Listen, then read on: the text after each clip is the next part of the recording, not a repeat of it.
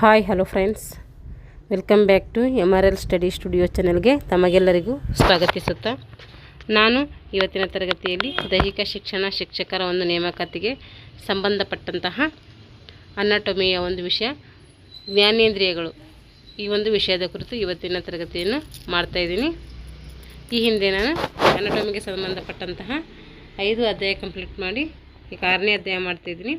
ಹಿಂದೆ ಇದರನ್ನು ಪಾರ್ಟ್ ಮಾಡಿದ್ದೀನಿ, ಅದರ ಕಂಟಿನ್ಯೂಟಿಯಾಗಿ ಈ ಒಂದು ತರಗತಿಯನ್ನು ಮಾಡ್ತಾಯಿದ್ದೀನಿ. ಯಾರೆಲ್ಲ ದೈಹಿಕ ಶಿಕ್ಷಣ ಶಿಕ್ಷಕರ ನೇಮಕಾತಿಗೆ ಪೂರ್ವಸಿದ್ಧತೆಯನ್ನು ಮಾಡ್ಕೊಳ್ತಿದ್ದೀರೋ ಅವರು ಈ ಒಂದು ವಿಡಿಯೋವನ್ನು ಬಳಸ್ಕೊಳ್ಳಿ ಅಂತ ಹೇಳ್ತಾ ಇವತ್ತಿನ ತರಗತಿಯನ್ನು ನೋಡೋಣ.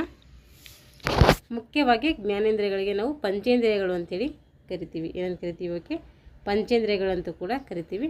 ಸೆನ್ಸ್ ಆರ್ಗನ್ಸ್ ಅಂತೇಳಿ ಇಂಗ್ಲೀಷಲ್ಲಿ ಕರಿತೀವಿ. ಪಂಚೇಂದ್ರಿಯಗಳು ಅಥವಾ ಜ್ಞಾನೇಂದ್ರಿಯಗಳು ಯಾವ್ಯಾವು ಅಂತಂದರೆ ಕಣ್ಣು, ಕಿವಿ, ಮೂಗು, ನಾಲಿಗೆ, ಚರ್ಮ. ಇವು ಏನಂದರೆ ಪಂಚೇಂದ್ರಿಯಗಳು. 5 ಭಾಗಗಳಿರುವುದರಿಂದ ಅವಕ್ಕೆ ಪಂಚೇಂದ್ರಿಯಗಳಂತೇಳಿ ಕರೀತಾರೆ. ಮೊದಲನೇ ಬಂದುಬಿಟ್ಟು ಕಣ್ಣು. ಕಣ್ಣು ದೃಷ್ಟಿಜ್ಞಾನದ ಅಂಗವಾಗಿದೆ. ಅಂದರೆ ಕಣ್ಣಿನಿಂದ ನಾವು ಏನು ಮಾಡ್ತೀವಿ ಅಂದರೆ ನೋಡುವಂಥ ಕೆಲಸವನ್ನು ಮಾಡ್ತೀವಿ. ನಮಗೆ ವಸ್ತುಗಳ ಬಣ್ಣ, ಆಕಾರ, ಗಾತ್ರ ಮತ್ತು ದೂರದ ಅರಿವು ಕಣ್ಣುಗಳಿಂದ ಉಂಟಾಗುತ್ತದೆ. ವಸ್ತುಗಳ ಆಕಾರ ಆಗಿರ್ಬೋದು, ಗಾತ್ರ ಆಗಿರ್ಬೋದು, ದೂರದ ಅರಿವು ಇವೆಲ್ಲ ಏನು ಮಾಡ್ತದೆ ನಾವು ಕಣ್ಣುಗಳಿಂದ ಗಮನಿಸ್ತಾ ಇರ್ತೀವಿ. ಇವು ಮುಖದ ಅಸ್ಥಿಗಳಿಂದ ಮಾಡಲ್ಪಟ್ಟಿವೆ. ಈ ಕಣ್ಣಿನ ಅಸ್ಥಿಗಳೇನಾಗಿದೆ ಅಂದರೆ ಮುಖದ ಅಸ್ಥಿಗಳಿಂದ ಮಾಡಲ್ಪಟ್ಟಿದೆ. ಕಣ್ಣು ಮುಖದ ಅಸ್ಥಿಗಳಿಂದ ಮಾಡಲ್ಪಟ್ಟಿದೆ. ಬರ್ಬಿಟ್ ಎಂಬ ಕುಳಿಗಳಿರ್ತವೆ. ಕಣ್ಣೆಲ್ಲಿರ್ತವ ಅಂತಂದರೆ ಬರ್ಬಿಟ್ ಎಂಬ ಕುಳಿಯಲ್ಲಿ ಏನು ಮಾಡ್ತೀವಿ, ಕಣ್ಣುಗಳನ್ನು ನಾವು ಕಾಣ್ತೀವಿ. ಕಣ್ಣಿನ ಮೇಲ್ಗಡೆಯಿಂದ ಬೀಳುವ ಸಣ್ಣ ಕಣ್ಣುಗಳನ್ನು ಏನು ಮಾಡ್ತವೆ, ಹುಬ್ಬುಗಳು ತಡಿತವೆ. ಹುಬ್ಬುಗಳು ಏನು ಮಾಡ್ತವೆ, ಕಣ್ಣಿನ ಮೇಲ್ಗಡೆಯಿಂದ ಯಾವುದೇ ಒಂದು ಧೂಳಿನ ಕಣ್ಣುಗಳು ಬೀಳ್ತಾ ಇದ್ದರೆ ಅವನ್ನು ಕಣ್ಣಿನಲ್ಲಿ ಬೀಳದಂತೆ ಏನು ಮಾಡ್ತವೆ, ಹುಬ್ಬುಗಳು ತಡಿತವೆ. ಅದಕ್ಕೆ ಹುಬ್ಬುಗಳೇನು ಇಂಪಾರ್ಟೆಂಟ್. ಹುಬ್ಬುಗಳನ್ನು ನಾವು ಚೆನ್ನಾಗಿ ಬೆಳೆಸಿದ್ರೆ ಏನಾಗ್ತೈತೆ ಅಂದರೆ ಕಣ್ಣಿನಲ್ಲಿ ಬೀಳುವಂತಹ ಸಣ್ಣ ಕಣ್ಣುಗಳು ಅಥವಾ ಧೂಳಿನ ಕಣ್ಣುಗಳನ್ನು ತಡೆಗಟ್ಬೋದು. ಕಣ್ಣಿನ ರಪ್ಪೆ ಅಂಚಿನಲ್ಲಿರುವಂತಹ ಕೂದಲುಗಳು ಏನು ಮಾಡ್ತಾವಂದರೆ ಕಣ್ಣಿನ ಅಂಚಿನಲ್ಲಿರುವಂಥ ಕೂದಲುಗಳು ಇರ್ತಾವಲ್ಲ ಅವು ಕಣ್ಣಿನೊಳಗೆ ಧೂಳಿನ ಕಣಗಳನ್ನು ಕೂಡ ಪ್ರವೇಶಿಸದಂತೆ ತಡಿತವೆ. ಅವು ಏನು ಮಾಡ್ತಾವಂದರೆ ಧೂಳಿನ ಕಣಗಳನ್ನು ಕಣ್ಣಿನೊಳಗೆ ಬೀಳದಂತೆ ತಡಿತವೆ. ಕಣ್ಣಿನ ಹುಬ್ಬಿನ ಕೂದಲು ನೆರಳನ್ನು ನೀಡುತ್ತದೆ. ಇದೇನು ಮಾಡ್ತೈತೆ, ಕಣ್ಣಿಗೆ ನೆರಳನ್ನು ನೀಡ್ತೈತೆ. ಯಾವುದು? ಹುಬ್ಬಿನ ಕೂದಲು ಕಣ್ಣಿಗೆ ನೆರಳನ್ನು ನೀಡ್ತೈತೆ. ಕಂಜಕ್ಟಿವ್ ಎಂಬ ತೆಳುವಾದ ಪೊರೆಯು ನೋಡಿರಿ, ಕಂಜಕ್ಟಿವ್ ಎಂಬ ತೆಳುವಾದ ಪೊರೆಯು ರೆಪ್ಪೆಯನ್ನು ಒಳಗೊಂಡಿದ್ದು ಕಣ್ಣುಗುಡ್ಡೆಯ ಮುಂಭಾಗವನ್ನು ಆವರಿಸಿದೆ. ಏನು ಮಾಡಿದೆ ಇದು? ಕಂಜಕ್ಟಿವ್ ಎಂಬ ಪೊರೆ ತೆಳುವಾದಂತಹ ಪೊರೆಯಾಗಿರ್ತದೆ. ಇದು ರೆಪ್ಪೆಯ ಒಳಗಡೆ ಇರ್ತೈತೆ. ರೆಪ್ಪೆಯ ಒಳಗೋಡೆಯನ್ನು ಏನು ಮಾಡ್ತೈತೆ, ರಕ್ಷಣೆ ಮಾಡ್ತೈತೆ. ಕಣ್ಣುಗುಡ್ಡೆಯ ಮುಂಭಾಗವನ್ನು ಇದು ಆವರಿಸಿದೆ. ಮೇಲಿನ ಕಣ್ಣು ರೆಪ್ಪೆಗಳ ಹಿಂಭಾಗದಲ್ಲಿ ಏನಿದ್ದಾವೆ, ಅಶ್ರುಗ್ರಂಥಿಗಳಿದ್ದಾವೆ. ಕಣ್ಣಿನ ರೆಪ್ಪೆಗಳ ಹಿಂಭಾಗದಲ್ಲಿ ಏನಿದ್ದಾವೆ, ಅಶ್ರುಗ್ರಂಥಿಗಳಿದ್ದಾವೆ. ಯಾವ ಗ್ರಂಥಿ? ಅಶ್ರುಗ್ರಂಥಿ. ಇವೇನು ಮಾಡ್ತೇವೆ, ಕಣ್ಣೀರನ್ನು ತರುವುದಕ್ಕೆ ಸಹಾಯ ಮಾಡ್ತೇವೆ. ಕಣ್ಣು ನೀರು ಬರ್ತಾವಲ್ಲ, ಆ ನೀರನ್ನು ತರುವಂಥ ಗ್ರಂಥಿಗಳು ಯಾವುದಂದರೆ ಅಶ್ರುಗ್ರಂಥಿಗಳದು. ಇವುಗಳಿಂದ ಉತ್ಪತ್ತಿಯಾದಂತಹ ಕಣ್ಣೀರು ಕಣ್ಣುಗಳನ್ನು ಏನು ಮಾಡ್ತೈತೆ, ತೊಳೆದು ಸ್ವಚ್ಛಗೊಳಿಸ್ತೈತೆ. ಅಶ್ರುಗ್ರಂಥಿಗಳಿಂದ ಉತ್ಪಾದನೆಯಾದಂತಹ ಕಣ್ಣೀರು ಏನು ಮಾಡ್ತಂದರೆ ಕಣ್ಣುಗಳನ್ನು ಸ್ವಚ್ಛಗೊಳಿಸಲಿಕ್ಕೆ ಸಹಾಯಕ ಆಗ್ತೈತೆ. ಕಣ್ಣನ್ನು ತೇವವಾಗಿಡಲು, ಧೂಳು ಮುಂತಾದ ಹೊರ ವಸ್ತುಗಳನ್ನು ಹೊರಹಾಕಲು ಸಹಾಯಕವಾಗಿದೆ. ಕಣ್ಣನ್ನು ತೇವವಾಗಿಡ್ತೈತಿ ಮತ್ತು ಧೂಳು ಅಥವಾ ಹೊರ ವಸ್ತುಗಳನ್ನು ಹೊರಹಾಕಲು ಏನು ಮಾಡ್ತದೆ, ಈ ಅಶ್ರುಗ್ರಂಥಿಗಳು ಸಹಾಯಕ್ಕೆ ಮಾಡ್ತವೆ. ಹಾಗೂ ಕಣ್ಣೀರಿನಲ್ಲಿ ಲವಣಗಳನ್ನು ಕೂಡ ಏನು ಮಾಡ್ತವೆ, ಪೂರ್ತಿ ನಾಶಕವನ್ನು ಗೊಳಿಸ್ತವೆ. ಯಾವ? ಅಶ್ರುಗ್ರಂಥಿಗಳು. ಇವಾಗ ಕಣ್ಣಿನ ರಚನೆ. ಕಣ್ಣು ಗುಡ್ಡೆಗಳು ಏನಾಗಿರ್ತವೆ, ಗೋಲಾಕಾರದಲ್ಲಿರ್ತವೆ. ಯಾವ ಆಕಾರ? ಗೋಲಾಕಾರದಲ್ಲಿ ಇರ್ತವೆ. ವ್ಯಾಸ ಎಷ್ಟಿರ್ತದೆ 24 mm ಇರ್ತದೆ. ಇದ್ರ ವ್ಯಾಸ, ಕಣ್ಣಿನ ವ್ಯಾಸ 24 mm ಇರ್ತವೆ. ಮುಂಭಾಗವು ಏನಾಗಿರ್ತದೆ, ಪಾರದರ್ಶಕದಿಂದ ಕೂಡಿರ್ತೈತೆ. ಗುಡ್ಡೆಯು ಪೊಳ್ಳಾಗಿದ್ದು 3 ಆವರಣಗಳನ್ನು ಹೊಂದಿದೆ. ಅದು ಪೊಳ್ಳಾಗಿದ್ದು 3 ಆವರಣಗಳನ್ನು ಕಣ್ಣು ಹೊಂದಿದೆ. ಆ 3 ಆವರಣಗಳು ಯಾವಂದರೆ, ಒಂದು ಸ್ಕ್ಲೀರಾ ಆಗಿರ್ಬೋದು, ಇನ್ನೊಂದು ಕೊರಾಯ್ಡ್ ಆಗಿರ್ಬೋದು, ಇನ್ನೊಂದು ರೆಟಿನಾ. 3 ಏನು ಮಾಡಿದೆ, ಭಾಗಗಳನ್ನು ಇದು ಹೊಂದಿದೆ. ಸ್ಕ್ಲೀರಾ, ಕೊರಾಯ್ಡ್, ರೆಟಿನಾ ಈ 3 ಆವರಣಗಳನ್ನು ಇದು ಹೊಂದಿದೆ. ಸ್ಕ್ಲೀರಾ ಹೊರ ಆವರಣದ ಬಿಳಿಯ ಕವಚವಾಗಿದೆ. ಏನು ಮಾಡಿದ್ದು? ಆವರಣದಲ್ಲಿರುವಂತಹ ಬಿಳಿಯ ಕವಚವಾಗಿದೆ. ಸಂಯೋಜ ಅಂಗಾಂಶದ ನಾರುಗಳಿಂದ ಏನು ಮಾಡಿದೆ ಇದು ಮಾಡಲ್ಪಟ್ಟಿದೆ. ಏನು ಮಾಡಿದೆ ಇದು ಸಂಯೋಜ ಅಂಗಾಂಶದ ನಾರುಗಳಿಂದ ಏನು ಮಾಡಲಿದೆ ಮಾಡಲ್ಪಟ್ಟಿದೆ. ಕಣ್ಣುಗುಡ್ಡೆಯ ಮುಂಭಾಗದಲ್ಲಿ ಈ ವರ್ಣವು ಏನು ಮಾಡ್ತೈತೆ ತೆಳುವಾಗಿ ಬೆಳಕು ಪ್ರವೇಶಿಸಬಲ್ಲ ಕಾರ್ನಿಯ ಎಂಬ ಕವಚ ಹೊಂದಿದೆ. ಏನು ಮಾಡಿದೆ ಇದು ಈ ಆವರಣವು ತೆಳುವಾದ ಬೆಳಕು ಕಣ್ಣನ್ನು ಪ್ರವೇಶಿಸಬಲ್ಲಂತಹ ಕಾರ್ನಿಯ ಎಂಬ ಕವಚದಿಂದ ಮಾಡಲ್ಪಟ್ಟಿದೆ. ಇದು ಮುಂದಕ್ಕೆ ಹುಬ್ಬಿದ್ದು ಕಣ್ಣಿನ ಮಸೂರದಂತೆ ಏನು ಮಾಡ್ತೈತಿ ಕೆಲಸ ಮಾಡ್ತೈತಿ. ಯಾವುದು ಕಾರ್ನಿಯ. ಇದು ಎಲ್ಲ ಸೈನ್ಸಲ್ಲಿ ನೀಟಾಗಿ ಬರ್ತೈತೆ. ಅದ್ರಲ್ಲಿ ಚಿತ್ರ ಎಲ್ಲ ಕೊಟ್ಟಿದ್ದಾರೆ, ಅಲ್ಲಿ ನೋಡ್ಕೋಬೇಕು ನೀವು ಒಂದ್ಸರಿ. ನಾನೇ ತೋರಿಸ್ತೀನಿ ಒಂದು ಚಿತ್ರ. ಇಲ್ಲಿದೆ ನೋಡ್ರಿ ಕಣ್ಣಿನ ಚಿತ್ರ. ಇದಕ್ಕೆ ಏನಂತೀವಿ, ಇಲ್ಲಿ ವೈಟ್ ಇದೆಯಲ್ಲ ಇದೆಲ್ಲ ಇದು ಕಣ್ಣು ವಾಪಿ ಅಂಥೇಳಿ ಕರಿತೀವಿ. ಏನಂತ ಕರಿತೀವಿ ಅದಕ್ಕೆ ಕಣ್ಣು ವಾಪಿ ಅಂಥೇಳಿ ಕರಿತೀವಿ. ಆಮೇಲೆ ಇದು ಬಾಕ್ಸ್ ಥರ ಇದೆಯಲ್ಲ ಇದಕ್ಕೆ ಏನಂತ ಕರಿತೀವಿ ಅಂದರೆ ಮಸೂರ ಅಂಥೇಳಿ ಕರಿತೀವಿ. ಈ ಕಡೆ ಬ್ಲ್ಯಾಕ್ ಇದೆ, ಈ ಕಡೆ ಬ್ಲ್ಯಾಕ್ ಇದೆ, ಇದಕ್ಕೆ ಏನಂತೀವಿ ವರ್ಣಪಟಲ ಅಂಥೇಳಿ ಕರಿತೀವಿ.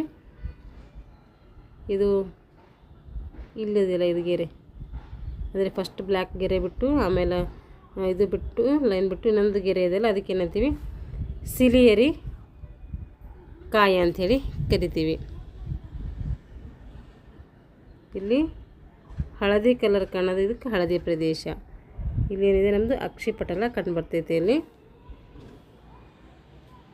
ಇದು ಏನು ಕ್ಲೋರೈಡ್. ಇದು ಚಾಕ್ಷುಷ ನರ. ಇದು ಚಾಕ್ಷುಷ ನರ. ಇಲ್ಲಿದೆಲ್ಲ ಇದು ಉಬ್ಬ ಪ್ರದೇಶಕ್ಕೆ ಏನಂತೀವಿ ಸ್ಕ್ಲೀರಾ ಅಂಥೇಳಿ ಕರಿತೀವಿ. ಇದು ಕಣ್ಣಿನ ಒಂದು ಚಿತ್ರ. ಇವಾಗ ಇದ್ರ ವಿವರಣೆ ನೋಡೋಣ. ಈಗ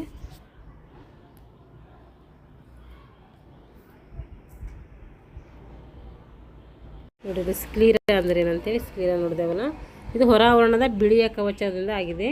ಇದು ಸಂಯೋಜ ಅಂಗಾಂಶದ ನರಗಳಿಂದ ಮಾಡಲ್ಪಟ್ಟಿದೆ. ಯಾವ ನರಗಳಿಂದ? ಸಂಯೋಜಕ ಅಂಗಾಂಶ ನರಗಳಿಂದ ಮಾಡಲ್ಪಟ್ಟಿದೆ. ಕಣ್ಣುಗುಡ್ಡೆಯ ಮುಂಭಾಗದಲ್ಲಿ ಈ ಆವರಣ ತೆಳುವಾದ ಬೆಳಕು ಪ್ರವೇಶಿಸಬಲ್ಲಂತಹ ಕಾರ್ನಿಯ ಎಂಬ ಕವಚ ಹೊಂದಿದೆ. ಇದು ಸ್ಕ್ಲೀರಾ ಯಾವ ಕವಚ ಹೊಂದಿದೆ ಅಂದರೆ ಕಾರ್ನಿಯ ಎಂಬ ಕವಚವನ್ನು ಹೊಂದಿದೆ. ಇದು ಮುಂದಕ್ಕೆ ಉಬ್ಬಿದ್ದು, ಮುಂದಕ್ಕೆ ಏನಿದೆ ಉಬ್ಬಿದ್ದು ಅಂದರೆ ಉಬ್ಬಿದಂಗೆ ಕಾಣ್ತೈತೆ. ಕಣ್ಣಿನ ಮಸರದಂತೆ ಏನು ಮಾಡ್ತೈತಿ ಇದು ಕೆಲಸ ಮಾಡ್ತೈತಿ. ಮೊಸರು ಪೀನ ಮೊಸರು ನಿಮ್ಮನ ಮೊಸರು ಇರ್ತಲ್ಲ ಆ ಥರ ಮೊಸರು ಥರ ಏನು ಚಿತ್ರಣವನ್ನು ಇದ್ರದ್ದು ಕಂಡು ಬರ್ತೈತಿ. ಇವಾಗ ಕೊರಾಯ್ಡ್. ಇದು ಮಧ್ಯದ ಆವರಣ. ಕೊರಾಯ್ಡ್ ಏನಿದೊಂದು ಮಧ್ಯದ ಆವರಣ. ಇದು ಸ್ಕ್ಲೀರಾವನ್ನು ಒಳಗಡೆ ಪ್ರವೇಶಿಸಿದೆ. ಇದು ಸ್ಕ್ಲೀರಾವನ್ನು ಏನು ಮಾಡಿದೆ ಒಳಗಡೆ ಪ್ರವೇಶಿಸಿದೆ ಅಂದರೆ ಸ್ಕ್ಲೀರಾ ಇದರಲ್ಲೇ ಕಂಡು ಬರ್ತೈತಿ ಅಂತ ಅರ್ಥ. ಇದರಲ್ಲಿ ಕೊರಾಯ್ಡ್ದಲ್ಲೇ ಸ್ಕ್ಲೀರಾ ಬರ್ತೈತಿ. ತೆಳುವಾದ ಮತ್ತು ಕಪ್ಪಾದ ಪದರ ಆಗಿದೆ. ಇದು ನಮ್ದು ಕಪ್ಪಿದೆಯಲ್ಲ ಪದರ ನಮ್ಮದು ಕಣ್ಣಿನ ಗುಡ್ಡೆ ಅದೇ ಇದು ಯಾವುದಂದರೆ ಕೊರಾಯ್ಡ್. ಇದರಲ್ಲಿ ನರಗಳು ಮತ್ತು ರಕ್ತನಾಳಗಳು ಹೇರಳವಾಗಿವೆ. ಇದರಲ್ಲಿ ಏನಿದೆ ರಕ್ತನಾಳಗಳು ಮತ್ತು ನಾಳಗಳು ಜಾಸ್ತಿ ಕಂಡುಬರ್ತವೆ ಇದರಲ್ಲಿ ಕೊರಾಯ್ಡಲ್ಲಿ. ಈ ಆವರಣವು ಕಣ್ಣಿಗೆ ಪೋಷಕ ವಸ್ತುಗಳನ್ನು ಒದಗಿಸುತ್ತದೆ ಹಾಗೂ ಕಣ್ಣಿನ ಮುಂಭಾಗದ ಕೇಂದ್ರ ಭಾಗವನ್ನು ಏನಂತೀವಿ ನಾವು ವಪೆ ಅಂತೇಳಿ ಕರಿತೀವಿ. ಏನಂತ ಕರಿತೀವಿ ಇದಕ್ಕೆ ಪಾಪೆ ಅಂತೇಳಿ ಕರಿತೀವಿ.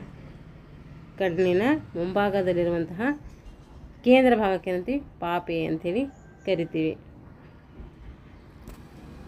ಅದರಲ್ಲಿ ಪಾಪೆ ಎಂಬ ರಂಧ್ರ ಕೂಡ ಕಂಡುಬರ್ತೈತಿ. ಪಾಪೆಯ ಮೇಲು ಮತ್ತು ಕೆಳಗು ಬಂಧಿತವಾಗಿರುವ ಅಂಗಾಂಶವಿದೆ. ಪಾಪೆಯ ಮೇಲು ಮತ್ತು ಕೆಳಗೆ ಏನಿದೆ ಬಂಧಿತವಾಗಿರುವಂತಹ ಅಂಗಾಂಶವನ್ನು ಕಂಡುಬರ್ತೈತೆ. ಇದಕ್ಕೆ ಐರಿಸ್ ವರ್ಣಪಟಲ ಅಂಥೇಳಿ ಕರಿತೀವಿ. ಏನಂತ ಕರಿತೀವಿ ಅದಕ್ಕೆ ಐರಿಸ್ ವರ್ಣಪಟಲ ಅಂಥೇಳಿ ಕರಿತೀವಿ. ವರ್ಣಪಟಲದಲ್ಲಿ ನಾನಾ ವರ್ಣ ವಸ್ತುಗಳು ಇರುವುದರಿಂದ ಕಣ್ಣಿನ ಬಣ್ಣಕ್ಕೆ ಏನಾಗಿದೆ ಇದು ಕಾರಣವಾಗಿದೆ. ಯಾವುದು ಕಣ್ಣಿಗೆ ಬಣ್ಣವನ್ನು ನೀಡುವುದಂಥ ವರ್ಣಪಟಕ ಅಂದರೆ ಅದು ಐರಿಸ್ ವರ್ಣಪಟಕ. ಮಸೂರವು ವಿವಿಧ ದೂರಗಳಲ್ಲಿರುವಂತಹ ವಸ್ತುಗಳ ಪ್ರತಿಬಿಂಬವನ್ನು ರೆಟಿನದ ಮೇಲೆ ಏನು ಮಾಡ್ತವೆ ಕೇಂದ್ರೀಕರಿಸ್ತವೆ. ಮಸೂರ ಏನು ಮಾಡ್ತೈತಿ ವಿವಿಧ ದೂರದಲ್ಲಿರುವಂತಹ ವಸ್ತುಗಳ ಮೇಲೆ ಪ್ರತಿಬಿಂಬಗಳನ್ನು ಹಾಕುವ ರೆಟಿನದ ಮೇಲೆ ಏನು ಮಾಡ್ತೀವಿ ಎಲ್ಲ ಕೇಂದ್ರೀಕರಣವಾಗ್ತೈತಿ.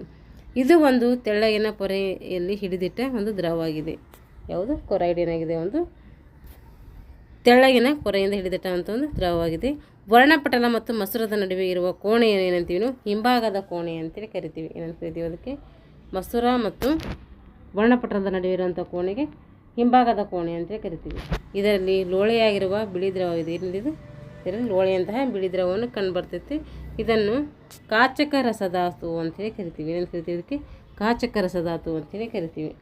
ಇದು ಬೆಳಕಿನ ಕಿರಣಗಳನ್ನು ವಕ್ರೀಭವನಕ್ಕೆ ಏನು ಮಾಡ್ತೈತಿ? ಇದು ಸಹಾಯಕ ಮಾಡ್ತೈತೆ. ಯಾವುದು? ಕಾಚಕ ರಸಧಾತು. ಕಣ್ಣುಗುಡ್ಡೆಯ ಗೋಡೆಯ ಪದರಗಳನ್ನು ಕುಸಿಯದಂತೆ ಏನು ಮಾಡ್ತೈತೆ? ಈ ದ್ರವವನ್ನು ಕೋಣೆಯಲ್ಲಿ ಒತ್ತಡವನ್ನು ಏರ್ಪಡಿಸ್ತೈತೆ. ಇವಾಗ ರೆಟಿನಾ ಕಣ್ಣುಗುಡ್ಡೆಯ ಒಳಗಿನ ಆವರಣವಾಗಿದೆ. ರೆಟಿನಾ ಏನಾಗಿದೆ? ಕಣ್ಣುಗುಡ್ಡೆಯ ಒಳಗಿನ ಆವರಣವಾಗಿದೆ. ಬೆಳಕನ್ನು ಗ್ರಹಿಸುವ ಆವರಣವಾಗಿದೆ. ಯಾವುದು? ರೆಟಿನಾ ಬೆಳಕನ್ನು ಗ್ರಹಿಸುವಂಥ ಒಂದು ಆವರಣವಾಗಿದೆ. ಗ್ರಾಹಕಗಳು ಹಾಗೂ ಅನೇಕ ನರತಂತುಗಳು ಏನು ಮಾಡ್ತವೆ? ರೆಟಿನಾದಲ್ಲಿ ಕಂಡುಬರ್ತವೆ. ಗ್ರಾಹಕಗಳು ಕಂಬಿ ಮತ್ತು ಶಂಕುಗಳೆಂಬ ವಿಶೇಷ ಜೀವಕೋಶಗಳಿಂದ ಮಾಡಲ್ಪಟ್ಟಿದೆ.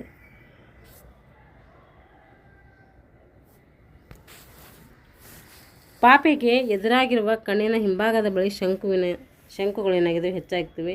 ಈ ಪ್ರದೇಶವು ಸ್ವಲ್ಪ ತಗ್ಗಾಗಿದೆ. ಇದನ್ನು ಹಳದಿ ಪ್ರದೇಶ ಅಂಥೇಳಿ ಕರಿತೀವಿ. ಪಾಪೆಯ ಪ್ರದೇಶವನ್ನು ಹಳದಿ ಪ್ರದೇಶ ಅಂಥೇಳಿ ಕರಿತೀವಿ. ಈ ಪ್ರದೇಶದಲ್ಲಿ ದೃಷ್ಟಿಯು ಅತ್ಯಂತ ಏನಾಗಿರ್ತೈತೆ? ಸ್ಪಷ್ಟವಾಗಿರ್ತೈತಿ. ಯಾವುದು? ಹಳದಿ ಪ್ರದೇಶದಲ್ಲಿ ಅಥವಾ ರೆಟಿನಾದಲ್ಲಿ ದೃಷ್ಟಿ ಏನಂತೆ ಅತ್ಯಂತ ಸ್ಪಷ್ಟವಾಗಿ ಗೋಚರಿಸ್ತೈತಿ. ಚಾಕ್ಷುಷ ನರವು ಕಣ್ಣುಗುಡ್ಡೆಯನ್ನು ಬಿಡುವ ಪ್ರದೇಶದಲ್ಲಿ ರೆಟಿನಾದಲ್ಲಿ ಕಂಬಿ ಮತ್ತು ಶಂಕುಗಳಿಲ್ಲ. ಆದ್ದರಿಂದ ಈ ಪ್ರದೇಶದ ಮೇಲೆ ಬೀಳುವ ಪ್ರತಿಬಿಂಬಗಳು ಏನು ಮಾಡ್ತವೆ ಅಂದರೆ ಜ್ಞಾನ ಉಂಟು ಮಾಡೋದಿಲ್ಲ. ಈ ಕಾರಣದಿಂದಾಗಿ ಇದನ್ನು ಏನಂತೀವಿ? ಅಂಧ ಪ್ರದೇಶ ಅಂಥೇಳಿ ಕರಿತೀವಿ. ಈಗ ಕಣ್ಣಿನಲ್ಲಿ ಏನು ಮಾಡ್ತೀವಿ? ಎರಡು ದೋಷಗಳು ಕಂಡು ಬರ್ತವೆ. ಒಂದು ಸಮೀಪ ದೃಷ್ಟಿ ದೋಷ, ಇನ್ನೊಂದು ದೂರದೃಷ್ಟಿ ದೋಷ. ಸಮೀಪ ದೃಷ್ಟಿ ದೋಷಕ್ಕೆ ಏನಂತೀವಿ? ಮಯೋಪಿಯಾ ಅಂತ ಕರಿತೀವಿ. ದೂರದೃಷ್ಟಿ ದೋಷಕ್ಕೆ ಹೈಪರ್ ಮೆಟ್ರೋಪಿಯಾ ಅಂತೇಳಿ ಕರಿತೀವಿ. ಸೂಕ್ತವಾದ ನಿಮ್ನ ಮಸರವನ್ನು ಉಪಯೋಗಿಸುವುದರಿಂದ ನಾವು ಏನು ಮಾಡ್ಬೋದು? ಸಮೀಪ ದೃಷ್ಟಿ ದೋಷವನ್ನು ನಿವಾರಿಸಬಹುದು. ಸೂಕ್ತವಾದಂತಹ ನಿಮ್ನ ಮಸರವನ್ನು ಉಪಯೋಗಿಸುವುದರ ಮೂಲಕ ಏನು ಮಾಡ್ಬೋದು? ನಾವು ಸಮೀಪ ದೃಷ್ಟಿ ದೋಷವನ್ನು ಹೋಗಲಾಡಿಸ್ಬೋದಂತೆ. ಯಾವ ಮಸರದಿಂದ? ನಿಮ್ನ ಮಸರದಿಂದ ಬಿಟ್ಕೋಬೇಕಿದು. ನಿಮ್ನ ಮಸರ ಬಳಸಿ ಏನು ಮಾಡ್ಬೋದು? ಸಮೀಪ ದೃಷ್ಟಿ ದೋಷವನ್ನು ನಿವಾರಣೆ ಮಾಡ್ಬೋದು. ಸೂಕ್ತವಾದ ಉನ್ನತ ಮಸರವಾಗಿರುವುದರಿಂದ ದೂರದೃಷ್ಟಿಯು ಕೂಡ ನಿವಾರಿಸಬಹುದು. ಇದಕ್ಕೂ ಕೂಡ ಮಸರ ಬಳಸುವುದರಿಂದ ಏನು ಮಾಡ್ಬೋದು? ದೂರದೃಷ್ಟಿ ಕೂಡ ನಿವಾರಣೆ ಮಾಡ್ಬೋದಂತೆ. ಇಲ್ಲಿಗೆ ಏನಾಯಿತು? ಒಂದು ಕಣ್ಣಿನ ಬಗ್ಗೆ ಮುಗಿತು. ಅಷ್ಟು ಜ್ಞಾನ ಇದೆಯಾ? ಆಮೇಲೆ ಕಿವಿಯ ಬಗ್ಗೆ ಮುಂದಿನ ತರಗತಿಯಲ್ಲಿ ಹೇಳ್ತೀನಿ. ಒಂದೊಂದು ಜ್ಞಾನ ಇದರ ಕುರಿತು ಒಂದೊಂದು ತರಗತಿಯನ್ನು ಮಾಡ್ತೀನಿ. ಚಿಕ್ಕ ಚಿಕ್ಕ ವಿಡಿಯೋಗಳು ಸಾಕು. ಎಲ್ಲ ಅಂದರೆ ಎಲ್ಲ ಸೇರಿಸಿದ್ರೆ ಏನಾಗುತ್ತೆ? ತುಂಬ ಲೆಂತಿ ಆಗ್ತೈತೆ. ಅದಕ್ಕೆ ಕಣ್ಣಿನಲ್ಲಿ ಇವತ್ತು ಮುಖ್ಯವಾಗಿ ಏನು ಮಾಡಿದ್ದೀವಿ? ನಾವು 3 ಭಾಗಗಳನ್ನು ತಿಳ್ಕೊಂಡಿದ್ದೀವಿ. ಒಂದು ಸ್ಕ್ಲೀರಾ, ಕ್ಲೋರೈಡ್, ರೆಟಿನಾ, ಇವು 3 ಬಗ್ಗೆ ಸಂಕ್ಷಿಪ್ತವಾಗಿ ತಿಳ್ಕೊಂಡಿದ್ದೀವಿ. ಮುಂದಿನ ತರಗತಿಯಲ್ಲಿ ಕಿವಿಯ ಕುರಿತು ಏನು ಮಾಡೋಣ ಅಂದರೆ ತರಗತಿಯನ್ನು ನೋಡೋಣ ಅಂತ ಹೇಳ್ತಾ ಇಲ್ಲಿಗೆ ಈ ತರಗತಿಯನ್ನು ಮುಗಿಸ್ತಾ ಇದ್ದೀನಿ. ಯಾರೆಲ್ಲ ಇನ್ನೂ ನಮ್ಮ ಚಾನಲ್ ಸಬ್ಸ್ಕ್ರೈಬ್ ಮಾಡ್ಕೊಂಡು ದಯವಿಟ್ಟು ಚಾನಲ್ ಸಬ್ಸ್ಕ್ರೈಬ್ ಮಾಡಿಕೊಂಡು ವಿಡಿಯೋನ ವಾಚ್ ಮಾಡಿ ಅಂತ ಹೇಳ್ತಾ ಥ್ಯಾಂಕ್ ಯು.